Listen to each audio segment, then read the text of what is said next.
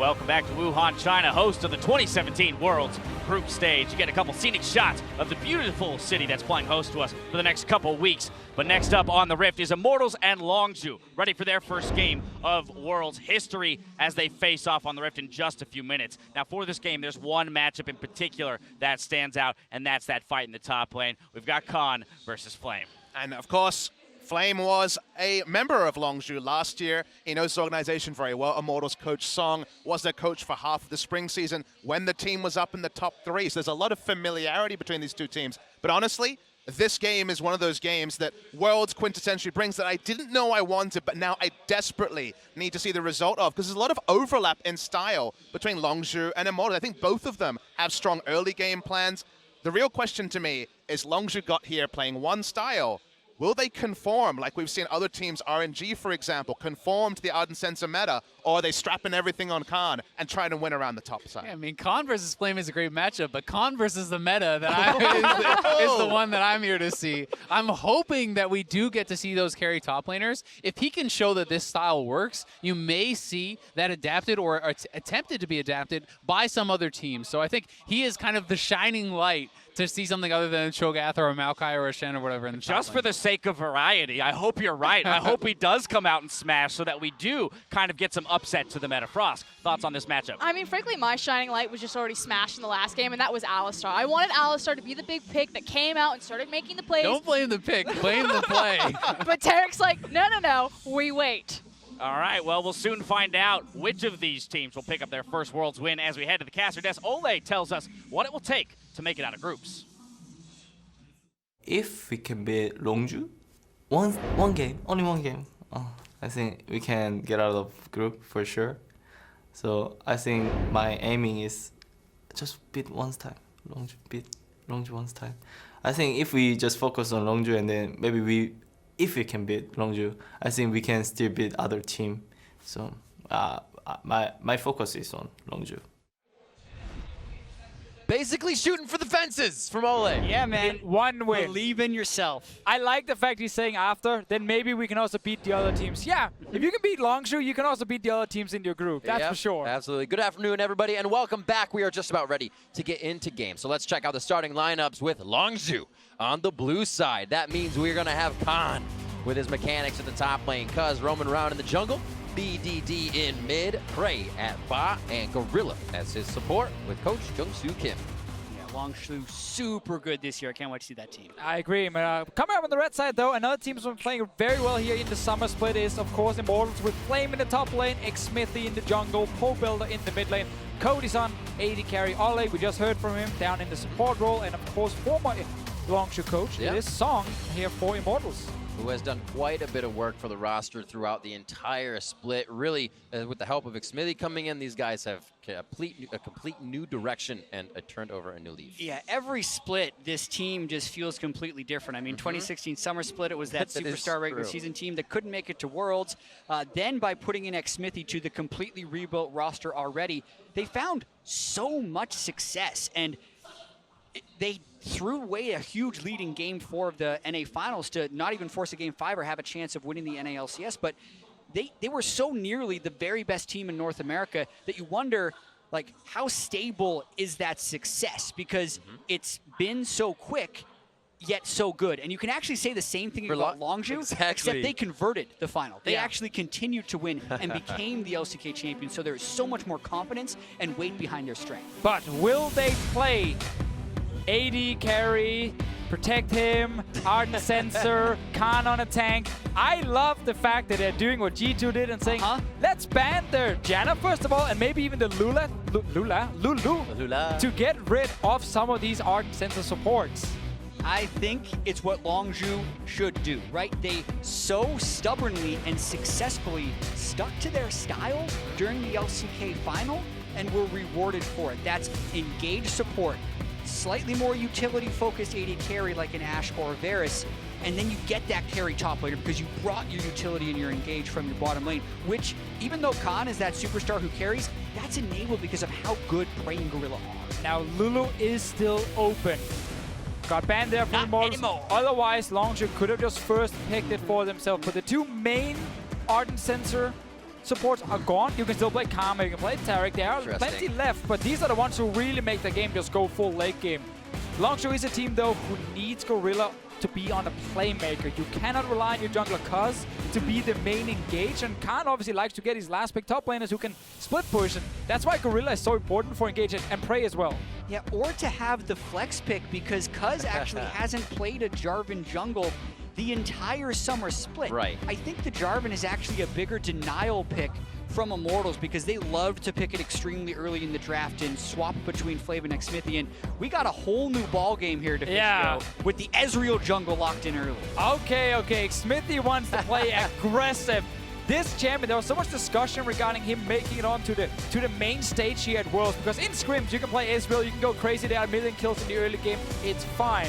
On the big stage, if you do not execute the early game perfectly with an Ezreal jungle, you lose. Because if he's behind, he's pretty much useless. Xmithie is a jungler with fantastic early game, who understands what to do in the early game, and Immortals is a good early game team. I want to see if they can execute this against Longzhu. It's fine. They had that back in the days of Velocity. We've seen Ezreal jungle for a long time in North. No, I'm just kidding. We will have to see. I mean, Xmithie puts a lot of pressure on himself, but also is a very big leader of that team, so may be able to control that pressure very well. Yeah, and if Longzhu locks in this Taliyah, it's so similar to a lot of the stuff that they were executing in Korea the whole regular season. Taliyah, his most picked mid laner. Yeah.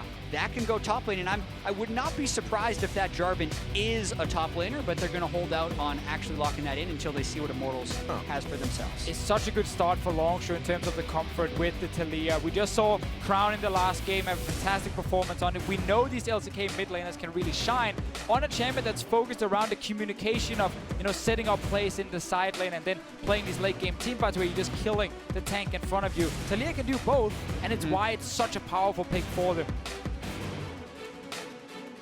That Ryze locked in for Pobelter. Will be able to scale up himself this game, but also be able to deliver that crowd control power for Xmithie to do that damage on the Ezreal. For the true shot barrages to hit with the other crowd control of the Chain of Corruption.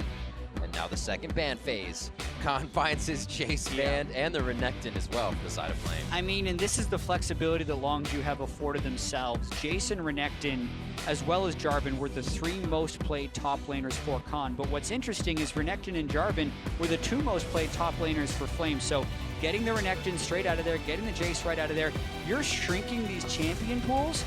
And I really wonder if you're going to see a Cho'Gath ban here from Longzhu as well, because that is the go-to power pick on this patch. It's just not something we've seen that much of from Flame. We've had three of them, or two of them so far, a possible third in this game. As this is our first game out of Group B. We just had two in C, Longzhu and Immortals from Group B here. As we figured out 6 seconds left for Longzhu's final ban. I find the Rakan ban as well also very interesting from Immortals, with, of course, Saya already been banned a long time ago and Tristana locked in. I think Alistar is almost a bigger pick for Gorilla or the Thresh. He can play, obviously, Olleh here wants to try and counter that with the Morgana, but you can definitely still play Alistar against it, and you can just Q flash and she doesn't have time to Black Shield. Yeah, I do think there's some more texture with this Morgana pick as well, though, only because even thinking back to the spring before Olleh went God mode in the summer split, Morgana was his pick. He picked it way before it was in meta. On top of that, I'm expecting the Stoneborn Pact, Ardent Sensor Morgana to go with their double AD carry team. So it's looking to get the late game where Longzhu is just continually drafting the exact same way they did in the LCK, regardless of what the patch is. I mean, if that's the case, you would expect an Alistar, or is this the time for the switch up? Is he going to try and counter the Morgana here, saying, you know what, you can't really kill me in lane, so I feel safe doing this? I'm still looking at then either the Alistar or it looks to be a Karma that he's actually thinking about. Will, of course, bring Ardent Sensor as well. Very strong laning phase coming from Karma. Definitely something you have to respect. And Longzhu now with that draft where you don't need to help that bot lane at all. The Karma and the Tristana will do more than fine 2v2, and you can play around topside. Yeah, they're going to play around topside. Longzhu knows that, Immortals knows that, SKT knew that in the final, and they couldn't stop it. So I can't wait to see if Immortals can stop it, because Longzhu, they're going for it. That's the third most picked champion for Khan in the summer split, and the most picked champion for Cuzz to play around that top side. A lot of power and damage coming from this Longzhu composition. Immortals find a bit of a tank in Flame, so it could be helping them if they go late game. But then you have Prey on that Tristana. You have that bot lane Ardent Sensor coming through. Just going to be terrifying. We've seen this jungle matchup as well in the play-ins where Kha'Zix gets picked into the Ezreal. If you get past the first few levels, this Kha'Zix here will have so much kill pressure against Ezreal. You're very squishy as a jungler when you are fun enough an AD carry flying around. If this Kha'Zix gets to level 6, he gets onto you, he can even use his stealth effectively to dodge around and you can't really hit him. It's a kill for the Kha'Zix, and it's a very nice composition that's been drafted here by Longzhu to really have that aggressive jungler that can invade and push priority in mid for BDD, to then say, is it time to go top lane? It's probably time to go top lane, and then you can try and tower dive that Maokai.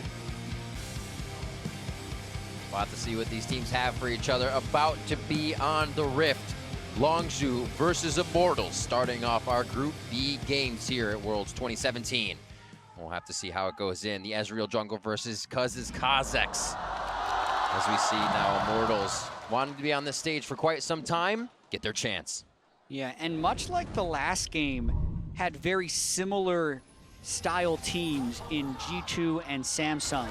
I think the same is true in this game for a lot of reasons. They're summer split teams that really just recently found their stride. They both change a little bit from the meta. Immortals always picking way more CC than other teams and allowing Olleh to play different support pool. And even now you can see pulling out the jungle Ezreal as a higher priority than most other teams would do. Both of these teams are very committed to playing their game, and it's a fast one. They both love playing very fast, so I hope we get to see a lot of action. Just chase. Well, they might actually try and catch someone in there. It was checked by Gorilla. He didn't find anything.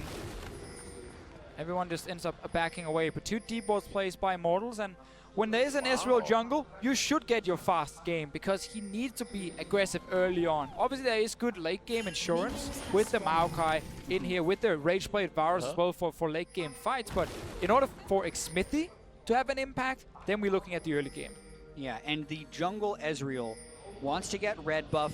Then you can go somewhere with Storm Raiders and proc it by landing a Q. Or you can get your double buff level 3 and immediately invade the jungle. That can actually still out-trade the Kha'Zix this early. It's just later when it doesn't necessarily do it. So that's why we see the change-up by Immortals to get the very early wards, because Xmithie wants to know where Cuzz started, so he can try and exploit this rookie jungler. We forget a lot of times that Cuzz is a rookie jungler because he has found so much success, but that could definitely be a place where Immortals is looking to attack. I like this level 1 start here from Immortals as well, with the Morgana waiting in that tri-push, knowing there's a leash happening so that you can just delay Longzhu to get to lane just a little bit at least. Have Cody Sun just get the push early.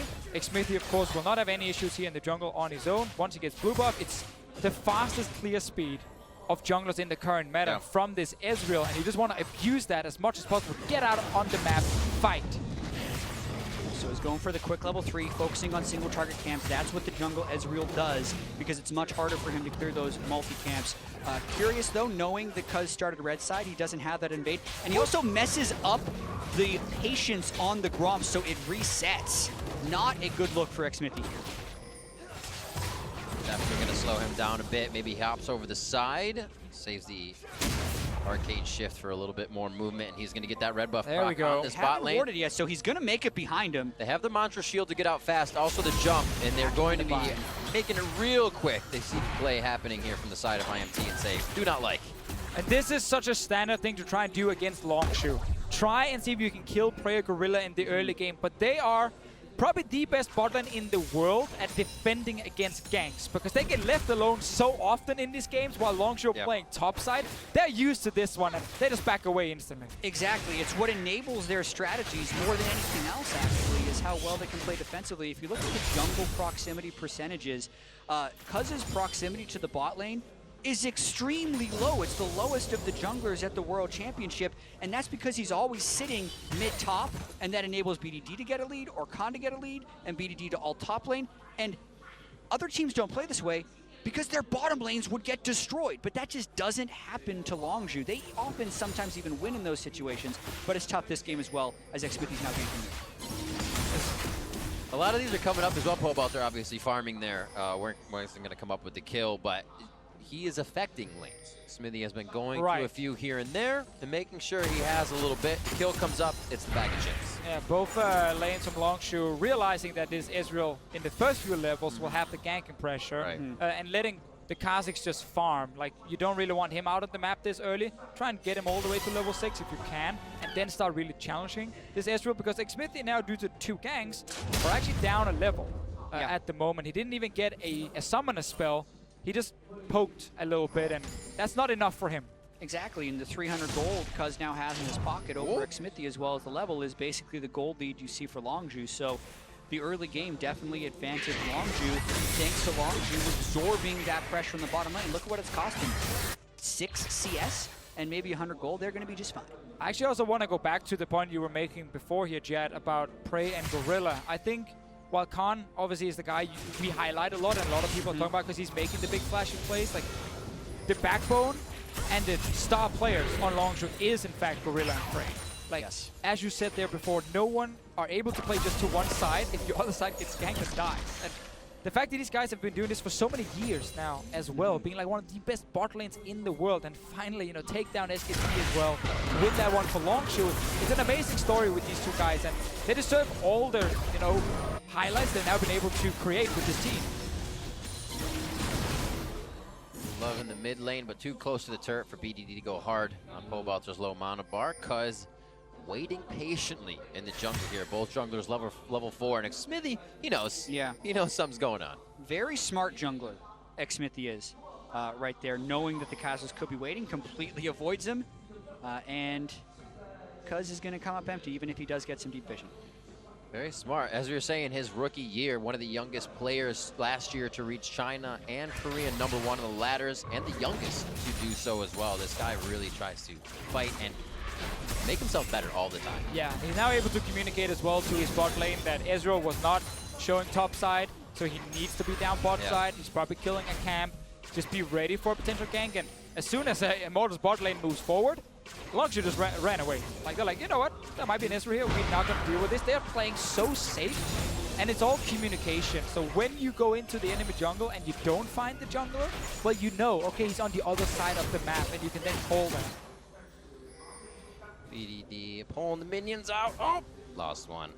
Nice job though, trying to sweep up what he can. Stalls him out in front of the minion, or in front of the turret. Which could put Pobelter in a bad spot. They may look for Cuzz to come mid at some point. Really hasn't seen too much in ganking form, other than just kind of being a nuisance to Xmithie so far, and doing a good job of it. Yeah, and still looking at the game, it's neck and neck right here for Longzhu and Immortals, so they haven't found that opening or that crack that they can exploit really for either team. And Immortals is a team that plays early game very well as Longzhu, so still a very close game. Difference is just Longzhu saying we want to wait for our jungler to get level 6. Immortals saying we don't want to wait for that. We actually want to get an advantage before it. Yep. So the fact that Longzhu has just been able to kind of sit back and not lose anything to this Ezreal is very big for them. And this Ezreal was first rotation for Xmithie. He was like from the get-go saying, I'm going to play this and I'm going to beat these guys in the early game. The R-Evolve for the Kha'Zix allows him to be so much sneakier in the jungle and often bypass a lot of the wards. It's a go-to Kha'Zix evolution nowadays. It's funny though, I see both, you know, with also going like Q early. And typically the junglers are saying, at least in Europe, like if you get a kill early, go for R, play super aggressive on the map, use that extra mobility to just continue to like force fights. But if you don't get any early kills, just take the Q, it's a bit safer, it will give you more value in a team fight as well. But in this one here, Cuzz went straight for R, despite actually not doing anything early, and feeling like that is the best option for him. And we still really need to track the top side and how well Flame can absorb the pressure from Khan, who's gone Tiamat and is trying to shove him in a lot. Notice the control wards by Longzhu as well is setting up the roam path for Taliyah, and that's why Immortals is going bot side. Last chain of corruption, Prey gets hit, he's able to jump out, True Shot Barrage to come out behind here. Who's got the follow-up damage, and it goes down to Gorilla. This is going to be the warp out, teleport in. Khan gets himself in a bad spot. Top lane, not a Flame. And this is what we see from Immortals in the NALCS as well. Great setups.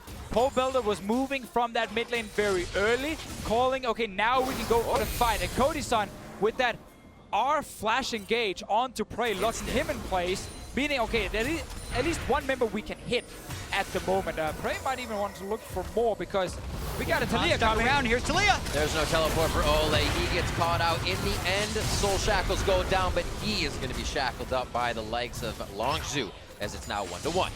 Did not expect Khan to stick around. They thought he was going to be running towards topside as the teleport wasn't matched by Flame, but by sticking around and also roaming down BDD, where they didn't actually have the control wards, they pick up a kill. So it's not like they can only play through the top lane like some top lane focused zombies. They make another play and they even out the game. Well, what we saw there was the fact that Pobelter could move first in mid, so he went down, made his play. When he leaves, you gotta respect that now it's the enemy mid laner's turn, because he's obviously gonna push the wave while you're gone, and when you're stuck in under your tower killing the remaining minions, he's leaving. Yeah. And you gotta be ready for him to join a potential fight.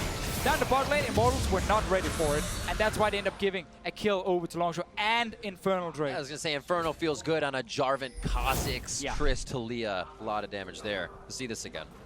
Yeah, I mean, hitting level 6, going for the flash, but not actually looking to chain the CC. It's like Olleh and Cody Sun both took shots, so it means they have to commit a lot. I really like the Realm Warp afterwards as they get the Realm Warp out. Notice the TP cancel. I would expect Khan to actually cancel his as well, but he doesn't.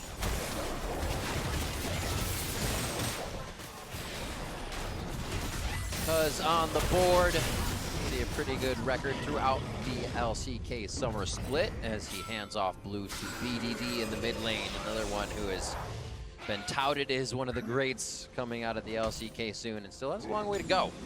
But Faker says you got to beat him multiple times to be a legend. Yeah, also, for those of you who haven't been following LCK closely, BDD was this super hype player about a year and a half ago, but didn't find a huge amount of success and finally had his breakout split, so to speak, averaging less than a death a game. Only died 2 times in the 4 games he played in the finals of LCK. So Best KDA player in the world. that is what some have said as well. But then counters to that say he actually pushes up a lot and makes a lot of plays. It's just that he's always making the right ones. So manages to avoid the deaths. Let's see if Olleh can get something happen. Hiding in the brush. The control has been great for them. Cody Sun possibly forward. Last hit to Olleh. So clean and simple. It's such a smart setup when you have a black shield as well to stop Prey from shooting Cody Sun away from the fight. So this Varus will always just sit there and get enough damage off. Cody Sun is delaying his own rage play by going for Ninja Tap here, respecting the fact there's a Jarvan and a Kha'Zix potentially joining fights in the bot lane to try and kill him. But that was a nice setup, and it all comes down to Olleh landing that binding. That's the support that has been banned away from him over and over. As Immortals get their vision control going, that Fog of War is going to be so deadly because of Olleh. He's going to keep making those plays. And one thing we need to track the later we get into this game is how well do Longzhu play without Gorilla on a champion where he can create plays, where he can engage fights. He's sitting back on this Karma here. He's actually telling Khan that it's up to him to start the fights, and that's not a standard setup for Longzhu. You can see Gorilla already have died twice in this lane as well, so Immortals have actually been able to win this early game slightly, but it's still a very good win for them. Exactly. In the North American LCS, Immortals did play around bot lane extremely well with how Xmithie could make those ganks. And we talk about how Prey and Gorilla are so good at playing defense, you don't expect them to die, but Immortals clearly not changing their focus. They're going bot again and again. So he throws the binding down, pushes Gorilla up towards Xmithie with that direction, possibly onto Prey now. Nature's Grasp just misses. No, it gets him! And they come up with another kill!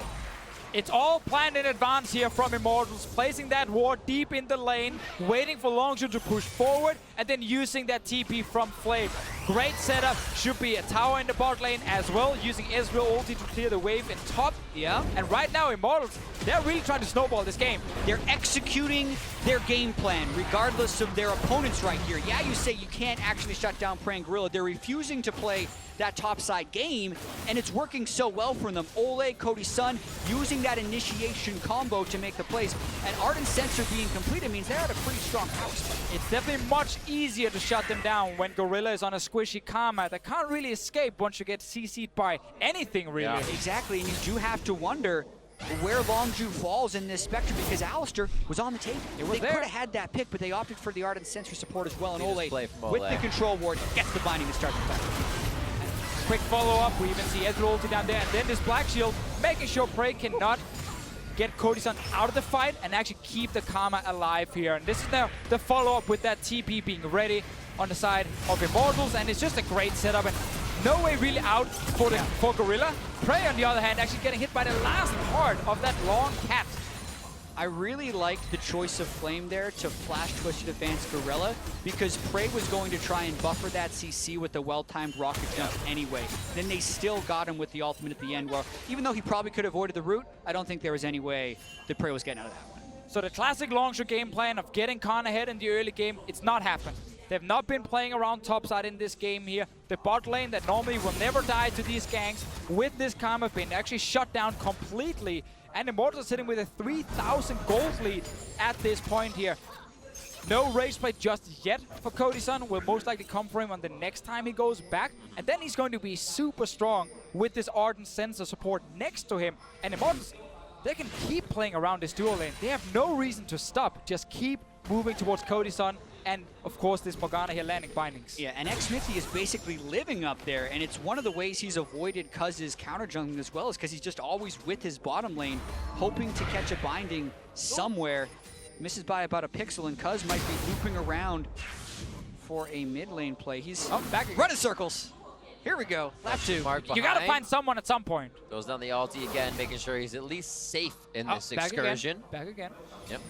Retracing his steps. Feels like with the lane pushed up here, they might have a little bit of aggression, but now he's trying to dodge Pobelter. He gets the call from BDD that Ryze is not in lane. And now they'll be all right. But here they go. Looks like they're going to have to. Shot towards Gorilla. A rooted Prey. Soul Shackle's just in range, but they actually have to back off. Pobelter warms up after taking a lot of damage. Khan gets the teleport in. Is this the turnaround for Longzhu Gaming? Olleh's going to be going down. They lose the support, but that's 2 kills. Tash going over to Longzhu. Xmithie just living as BDD's on the edge of that fight. So they lost that tower and a kill here. Immortals looked like a team that knew they should not try and defend the tower because they had no teleport from Flame. But then at the very end, someone made a call to actually go for the fight, and that backfired. Instantly Khan joins. There's 5 members from Longzhu on the top side with Taliyah ulti coming in, and that's now a kill for them. Sometimes when so many plays have gone well before around the bot side, you get a little over-eager, but I absolutely agree to Fischio. Flame could have traded turrets, or no, he couldn't have traded turrets on the bot side anyway. This was just an indefensible one, so to speak. They landed enough CC, they could get it, and they thought the Realm Warp would be able to get it, but the circles that Cuzz was running in that jungle actually found Pobelter. And that's what took him to 40% health before the fight, and made it so they definitely couldn't match that play from Longzhu.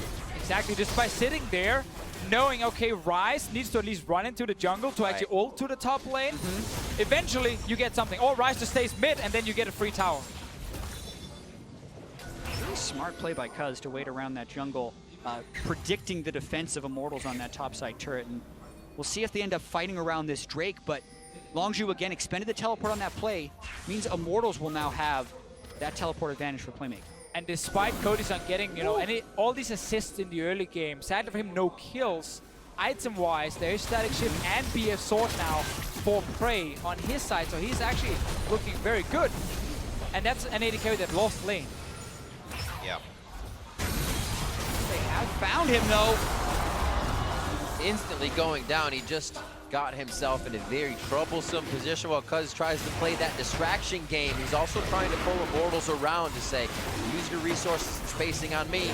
They do so and actually come up with an Ocean Drake after that. It's fun to see how much CC Immortals Oh my word! Xmithie. Ooh, nice shot by BDD, pulling out one last Q and volleying down Xmithie. They did not expect the Taliyah to move down there and actually meet him in the jungle. But we have seen a few kills now from Immortals side where they have so much single target CC that's so easy to land. Like, you point and click with Ryze or the Maokai, you follow up with a Binding or a Varus ulti, and you keep someone in place for multiple seconds. And again, you don't need to land a skill shot first because you have Ryze and Maokai there. Chaining CC has been Immortals' bread and butter during the regular season, but one thing that has been their Achilles heel is their tendency to have random one-off deaths, whether it's Cody Sun or Xmithie, that has prevented them from closing out of games. As you mentioned, though, flash twist advance into a whole bunch of CC, and Cuzz is dead into the Ocean Drake. But here, he just wants to shift over for some wards. But BDD predicts it, basically. No other reason to be roaming into that spot. Picks himself up a very clever kill. Cody Sun also picking one up for himself at 1-0-4. Those early kills to Olleh didn't allow Cody Sun to really spike as much as he wanted to with an early Rage Blade. Rift Herald here will help to open up the map for Immortals, but we were talking about that vision before. A lot of it's on the bot side. They haven't moved it top, so got to be careful about this exit. We'll secure the Rift Herald at least. Flame actually went back, but TP would be ready, and we have 2 members from Longzhu sitting in the mid lane, so they could not fight. The Immortals will get that one, and hopefully for them it rewards them with a tower. It is so even in gold though, with Immortals actually being ahead 3,000 gold just, I feel like a few minutes ago. Then we started playing top lane, they gave Longzhu a tower, and they started getting back in, make it even. Exactly. If we've learned anything from watching any other region play against Korea at Worlds, it's the 2,000 gold does not win you a game.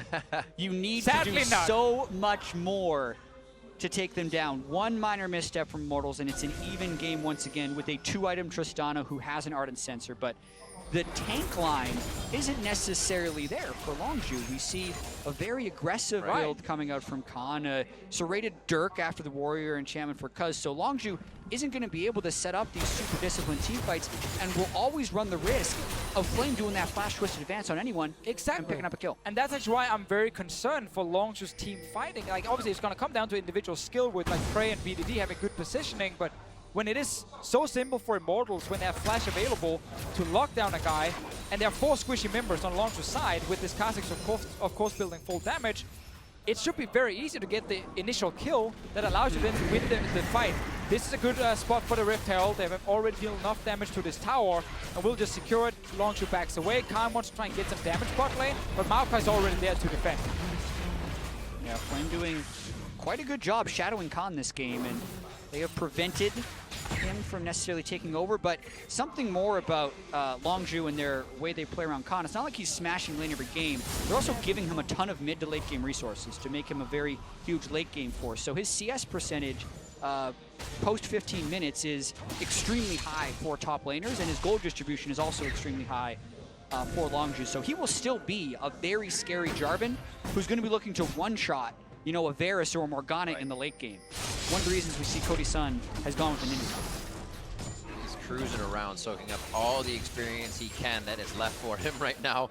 Cuzz is just on that top side, making sure the AD carries stay safe. Everything else is Khan's and the rest. Flame and him will meet in just a few. Actually, Flame peels off, maybe to protect something that's going on towards the top side. His teleport's up, so this might just be to get some wards and clear some out. It's also very good for Immortals that they can have Flame with this armor build, just sit and hold the Jarvan for as long as possible. And BDD, if he goes down to that bottom lane to try and kill him, well then suddenly Baron is open. And when you have Rage Blade Varus, like Baron dies quickly, Ezreal as well with so much single target DPS. Immortals will always have that threat at least to rush towards it, and it's making it hard for Longzhu to actually go to Khan's lane. And this will end up in, you know, team fight versus team fight. And I'm looking just at Immortals always finding that initial pick with all the chain CC. And that's going to be the question. How well can these teams control vision? And who can get that first initial pick? Because yes, Flame is the tank line that can get that, but there's 4 other squishy people on Immortals. Pobelter, one of the few Ryzes I've seen who doesn't go Abyssal Mask, is still opting for that Rod of Ages. Makes him more squishy when he's going into these team fights. It just depends on how many AP champions he's facing. In this game here, there's an AD jungler and AD top laners. He's like, I don't need that MR. I can just go for a Rod of Ages. If he's against more AP, he's probably going to go Abyssal Mask.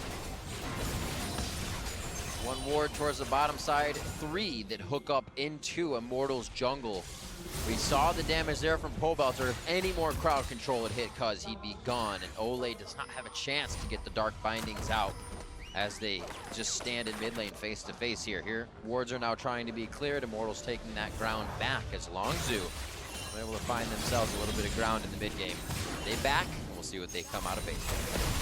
Yeah, but with the back, it means Immortals has a window to push pretty aggressively here in the mid lane. Still have the Black Shield if any type of engage was attempted by Longzhu. And they're trying to set up for this Infernal Drake. They want to equalize the boosted power from this Drake. Do not want the second one going over to Longzhu, which increases the threshold for Longzhu to get that one shot with something like a charge. They're very close. Looks like they're just going to let this wave even out. Bot lane's getting crushed in right now. Can't be handled by Flame. Looks like they're going to have to wait for the fight. The mid lane priority always so important when you're trying to fight for these objectives in the river. Another thing is getting early control wards down when you have Morgana is fantastic too.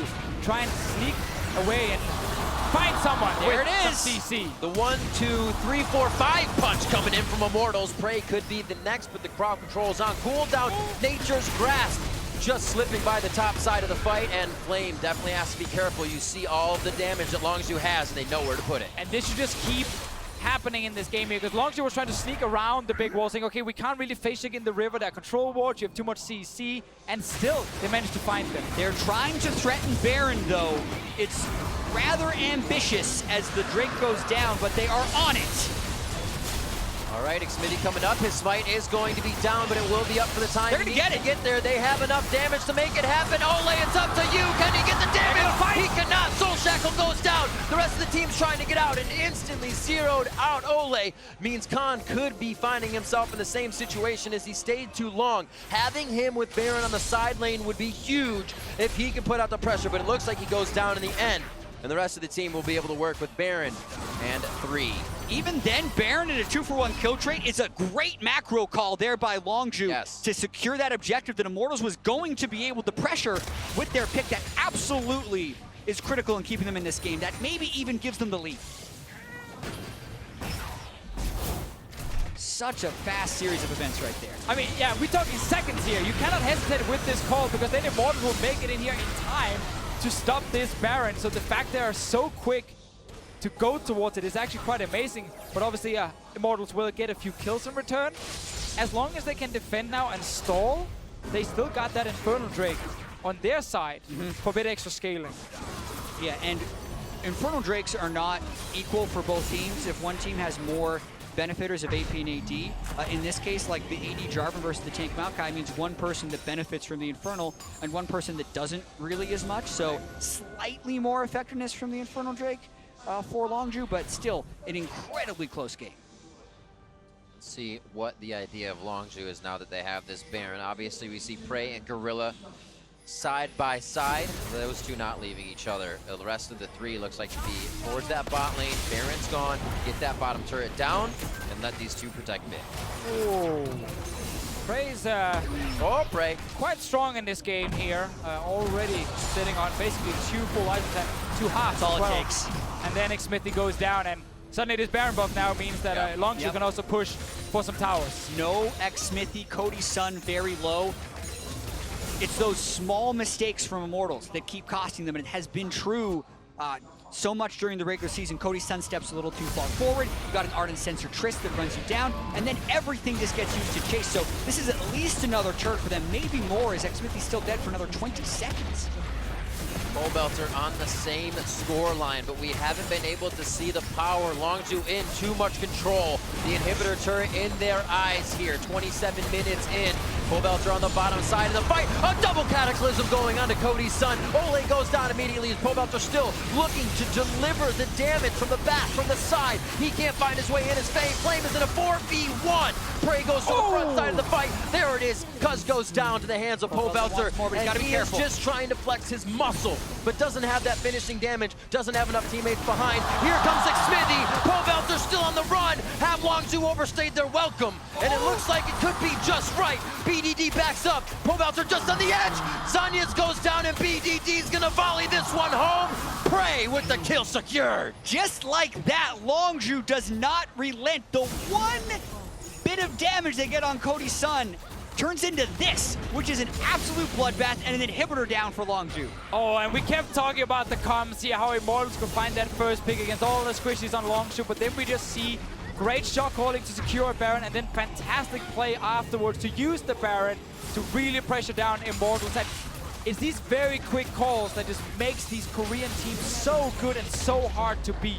And that's not to take away from the game-saving play Pobelter made at the end of this fight, because with Xmithie down and with this clean engage from Longzhu to take Cody Sun very low and then watch Cuzz around the backside, finish off Cody Sun because he stays in stealth for so long, the game could end here. If Pobelter doesn't get off this massive combo to get the spread from his Q onto pretty much everyone on Longzhu, they could have ended the game with that Baron buff, but they do not, as they chase through to try and get some more kills. Just when you think Pobelter can then also kill BDD, nope, you get to see great kiting with the Taliyah, steps out of range here also with the ulti. Good flash and a lot of damage onto Pobelter, forcing him then to use the defensive Zhonya's, and obviously he's going to die as soon as he gets out of it. Yeah, and BDD has played nearly a perfect game here. They have the flash down on Pobelter as well. He's trying to get out. Xmithie could not. Realm warms out. Xmithie finding the 45-second death timer, and 45 seconds mean Longzhu has a long time to work in a 5v4 here. Teleports down as that was Khan coming in, so it looks like they're obviously here to stay and take down bottom inhibitor. And we've now seen Longzhu, without running again, engage on Gorilla, use the Taliyah walls so effectively to create catches, and then also the speeding up Prey, sending him forward every single time. Cody Sun blinks, Cody Sun goes down. That's gonna be another kill coming in for Prey, and Khan is the initiator in this one, not stopping a second to think about it because the team is right behind him. And they're not letting everyone respawn, and they just keep getting the picks. 30 minutes in, quite fast games to start off the group stage of World. Longzhu going to take down Immortals and start off their group stage in Group B, 1-0. So much of this game was about who could start the fights because you had so many damage dealers on both sides. And what was so interesting is both teams had many picks that were successful. What decided it is what happens after. How well you can convert those small advantages into big ones. And in that one, in that aspect, Longzhu were the decisive victors. Right, I mean, the game, you know, dead even. Immortals are getting that Infernal Drake, and that's where that quick call with 4 members comes in from Longzhu. Secure the Baron, and after that, secure that pick onto Xmithie, and that's what they use to get ahead and snowball the game and finish it very quickly. And individual talent, great shot calling, these are the things we're seeing. And you look at a guy like Prey now, because we talked so much about how this Ardent Sensor meta might not be the best for Longzhu. While it does mean that Gorilla are not playing pure engage, it does mean that you have Prey, who's one of the best late game AD carries in the world, who can play with an Ardent Sensor support. And we saw him in a lot of the fights here towards the end show up. Yeah, we have so many questions coming into Worlds as well, and we're starting to get some answers here. Like, will Longzhu try and play their same style at this Worlds? Mostly, right? The Karma wasn't the Alistar. Not in the first game, at least. BDD impressed me in that game. I thought he played perfectly on the 3-0-7. Only Deathless member on his team. We talked about how he doesn't have that much, but he was making so many plays as well and was in the thick of all those fights. And for Immortals, we got to see Olleh on the stage right there. That was the game. If they were going to get a game off Longzhu, that was it. They had so many close calls, but just couldn't pull through. Also because Pobelter in the mid lane actually had a good performance. He was able to go bot lane multiple times, join the team, and then create picks later with them. So a lot of members on both sides actually stepping up and performing well in this game, and that's why it was so even. Like, it's crazy to think that 10 minutes ago, we were like, ooh, this game can go both ways. And then the Baron happened, then the kill, and then Longzhu takes over. There were the really interesting things done in the early game. Obviously, we had the Ezreal there, but Cuzz just kind of camping out in the jungle, being a visual wall of no rotation from Pobelter, no rotation from Xmithie coming up. That little gameplay he did. And then the Baron call they had. There were little things that separated them, obviously Baron being bigger, that separated that game. But it's almost like if you can have that good of an early game, how's it fall apart so quick? Yeah, it's what happened to Immortals in a lot of games. They were not the best at converting leads all the time. A lot of unreliability in that team. It cost them yet again against Immortal, because if anyone's going to punish you for those little mistakes, it's going to be the LCK champions, Longzhu. That's right. So Longzhu gets their first win in Group B, and for their Worlds appearance. To break it down, let's send it over to Dash and the analysts. Thank you very much, Riv. Exactly right. For a team that is the 1 seed out of the LCK making their first appearance at Worlds, their first win didn't come that easily here against Immortals, but they did get it done and largely playing a similar style to what they've played all year long. And, you know, I mentioned this is the game I wanted to see. Didn't know until the group draw shook out, but then I was like, okay, this should be really interesting. Both teams strong in the early game. You have to say that the early game plan from Immortals seemed to work a bit more succinctly compared to what they did in NA in terms of focusing around bot lane, getting Cody Sun a bit of a lead there, given the fact that Karma, as the caster said many times, isn't that tank. Gorilla was susceptible to dying, and when it came to Longzhu's early game plan, usually play around Khan, that wasn't really a storyline in this game at all. But this is the 3rd game in a row where we've had early gold leads come out, or excuse me, just early leads in general for 3 teams, and those 3 teams ended up losing the game. And so either it's that question of these gold leads aren't growing large enough that they're actually able to close off of, or it doesn't even matter. Like, as long as you can't team fight in the mid or late game, you're going to lose anyway. Well, to me, I don't think that's too fair to say, because I actually think Immortals 5v5 was stronger than Longzhu's. I think to me, it's about how Longzhu was able to find picks, how they're able to actually force difficult decisions for Immortals. I mean, the Baron rush, the picks they're able to find on Xmithie, and picks even on the side lane, then later on, like, that's what won the game for me. I think Immortals played the early game exceptionally well, and they just kind of fell apart later when Longzhu was able to find those. We'll get into some of those game-breaking moments from Longzhu in just a bit, but first I want to head to that bot lane that you talked about. Immortals putting a lot of focus down there. Our first replay from this game brought to you by Acer Predator. Immortals playing around Cody Sun and Olleh quite well. And we know that Longzhu won't be playing around this lane. That is not their style. Their jungle proximity, like they said in the game, is very low, around 6 to 7%, very, very low. So in these cases, Cuzz is going to be second. Nice rotations coming through from the mid lane. We're going to see rinse and repeat, Karma go down, and sometimes spray as well. And I love, we talk so much about Khan playing his style. This is Olleh playing his style. Yep. Not a lot of people play Morgana. It has always been high priority for him. He loves his Morgana, his Thresh, his Bard. He is a playmaker, and seeing him be successful with that, I think, will bolster his confidence to try to continue playing that style. One thing I took away from all those ganks, I looked at the CS numbers around 20 minutes. Prey was still up, and Prey in the late game, as we'll get on to, had a very big performance. He's kind of the insurance now. Before it was how big a lead can Khan get, Prey was on point. And if you're talking about Khan, he didn't actually really get a lead over Flame either. Flame was sitting on the Maokai into Jarvan matchup. It was even CS at 15 minutes, and Flame was actually making more plays around the map, you know, getting involved in that bottom side. I mean, you saw there a small gold advantage for Cody Sun through 15 minutes, but mostly negligible. Now I want to return to the point you were making, Frost, how the team with the gold lead didn't end up with the victory, and it was off of a couple very decisive macro calls from Longzhu. Now, I do agree with Ezreal's point that for this game in particular, it wasn't the same as the previous 2 that we had seen. You know, it didn't come to those big smashing 5v5s, but it still kind of goes to the thing. Like, if you... Immortals are so good at playing in their playbook. Like, if they set up a play, you know, the bot lanes were so telegraphed, this is exactly what they want to do, and they were beautiful at executing on it. But as soon as you throw away the playbook, as soon as it starts becoming more about audibles, that's suddenly when they start to fumble the ball. When you want to talk about an audible, Longzhu making the audible to take the Baron off of the Infernal Drake take from Immortals, and then immediately following that up with a pick in the mid lane to make a solid push. And I think, to me, kind of the mistake here is, you know, after they, I was, well, this isn't, I guess, the Baron play, but after Immortals had got the pick on the support around the Dragon, they didn't need to send their entire team to Dragon. And that's what kind of ended up allowing Longzhu to take that Baron away, because they were a couple seconds too late. And this is kind of the push after Baron that never really ended. Immortals trying to defend this with Xmithie down, I think, was a major mistake, and you see how easily you can be picked off by this kind of tag team dive of the Kha'Zix and J4. I mean, a decisive shot call around the Baron basically won Longzhu the game. It was right up in the air before then. It was a win for Immortals to take the Infernal Drake, but at the sacrifice of Baron,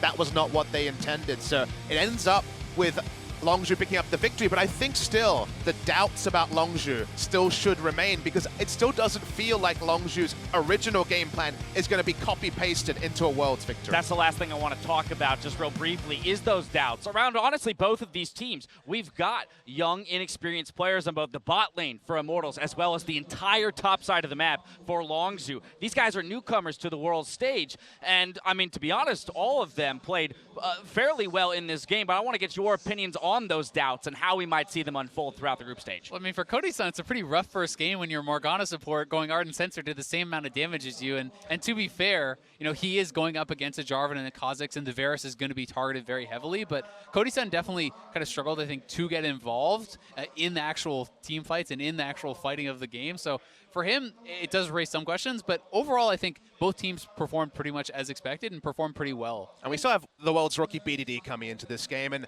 KDA player, again, it's so often used as a criticism, right? It's, okay, you're being too safe, but the forward percentage that Jack mentioned in the cast is there. He does push up. He does leave himself vulnerable. Jack called perfection. He said perfect play out of the mid laner. Perfect KDA, perfect play. He's another one of these young players. He's only 19 years of age now, maybe even 18 and a half, so still very young, but his ability to push the limits on Taliyah and make the map plays that weren't because the top lane was ahead wasn't because of the bot lane being ahead, were the game breakers. All right, well, for these teams, Longzhu's going to come away with the victory as the 1 seed. You heard Olleh talk about it before the game. If they can beat Longzhu, they think they can make it out of the group. Well, they're going to have to do it in their second game against Longzhu next week. For more on Longzhu's win, let's head over to Shox, who's standing by with their support. Well, thank you very much, guys. Indeed, here with Gorilla. And, well, it was a victory, but it was a very hard-fought and difficult game, it looked like, Gorilla. So can you tell me what the difficulties were for the team in most of the game, and then who called that decisive Baron and that turnaround that made you win the game? 고릴라 선수 비록 이겼지만 매우 어려운 승리였습니다. 그래서 이번 경기에 어떤 점이 가장 어려웠는지 궁금하고요. 그리고 경기를 뒤집는 그런 바론 콜은 누가 내렸는지 말씀해 주세요. 네, 일단 저희 초반에 정글러가 약간 이즈리얼 상대로 약간 초반에 약한 캐릭인데 제가 바텀에서 조금 갱을 많이 당해서 너무 압박감이 심해서 당했던 게 가장 큰 패착인 것 같고요. 근데 저희가 바론 콜은 제가 한번 했거든요. 그래서 그게 잘 먹혀서 이겨서 다행인 것 같아요. I think there are two factors for the early difficulties. One is our jungler Kha'Zix isn't too much of an effective pick against Ezreal in the early game. And of course, second factor is bottom lane getting ganked twice in a row. So it was a really difficult game, but I made the Baron call, and luckily it turned out pretty well. Well, it did, and of course you are one of the very experienced members of the team, you and Prey, and you're playing with a couple of guys who are not that experienced in Cuzz, in BDD, and Khan. So how are you and Prey kind of working with those guys and with the team to make sure that they stay calm and that they can play to their level here at Worlds? 이제 고릴라 선수랑 프레이 선수는 이제 롤드컵에 다수 참가한 베테랑 선수들이지만 같은 팀의 칸, BDD, 커즈 선수는 신인 선수이잖아요. 이런 신인 선수를 데리고 어떻게 대회에 참가하시면서 선수들 멘탈을 잘 다독여주고 차분하게 경기할 수 있도록 이끌어가는지 말씀해 주세요. 일단 처음 오는 선수가 이제 3명인데 이제 칸 선수는 워낙 관심 받는 걸 좋아하는 선수기 때문에 큰 무대에서 이제 더 즐기더라고요. 그래서 걱정이 없었고 BDD 선수도 약간 비슷한 것 같아요. 그래서 걱정이 없었는데 이제 커즈 선수가 이제 말이 없어지면 아 긴장했구나 이렇게 느끼거든요. 그래서 괜히 제 정글 서폿이다 보니까 커즈 선수가 긴장을 한 것 같아서 제가 얘기를 하긴 했는데 저도 오늘 긴장을 한 것 같아서 약간 도움이 못 되겠던 것 같아요. So among the three rookie players, Khan and BDD, I think they love the attention. They love getting all this attention and the fans cheering for them. So they're actually enjoying this stage. But for Cuzz, I think when he gets nervous, he starts to talk less. And in the game, it's really important to keep on communicating with the team. So as a support, it's really important for me to help Cuzz talk up with the team. But actually for this game, I was also nervous. So there are some difficulties in there. Yeah, it did look like you guys were all a bit nervous, but you did win your first game, and the expectation is that you guys will just continue on out of the groups to the quarterfinal. But there's a lot of rivalries here going on. We have Fnatic, we have IMT, we have the Gigabyte Marines, Gorilla. Who out of those teams is going to make it to the quarterfinal alongside Longzhu? 비록 어렵게 승리 검정수장을 이기셨잖아요. 많은 사람들은 롱주 팀이 이대로 순항해서 연승해서 8강까지 갈 수 있을 거라 예상하고 있는데 그 외에도 지금 많은 팀들이 지금 쟁쟁하게 푸나틱 팀도 있고 임모탈스 팀도 있고 기가바이 마린 팀도 있는데 이 나머지 팀 중에서 어떤 팀이 롱주와 더불어서 8강 갈 수 있을 거라 생각하시나요? 지금 메타가 향로 메타인데 향로 메타일수록 이제 원딜러가 잘해야 되거든요. 이제 저희 팀은 프레이 선수가 워낙 잘하기 때문에 올라갈 수 있을 거라 생각을 하고 이제 저는 푸나틱의 레클레스 선수가 그래도 잘하는 원딜이라고 생각을 해서 이번 향로 메타에서 약간 캐리를 할 수 있는 능력을 갖고 있지 않나 생각하고 있어요. Since the current meta is Crescent Ardent, the item meta, so the bottom lane is really important. So since Prey is really a good ADC, I think our team has advantage of advancing to the next stage. And I also think that Reckless is a very talented player. So with his help, I think Fnatic is more competitive team. All right, well, we will see what happens. Thank you very much. Fantastic interview, Gorilla. Thank you, Homan and Fnatic. Well, they are up on stage next as they are going to take on the Gigabyte Marines after the break, so don't go anywhere.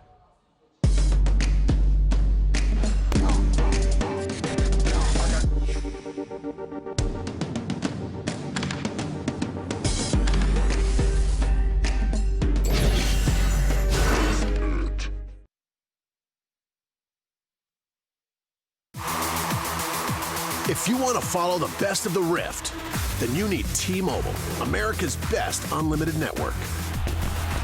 We doubled our coverage so you can stream Worlds in more places than ever before.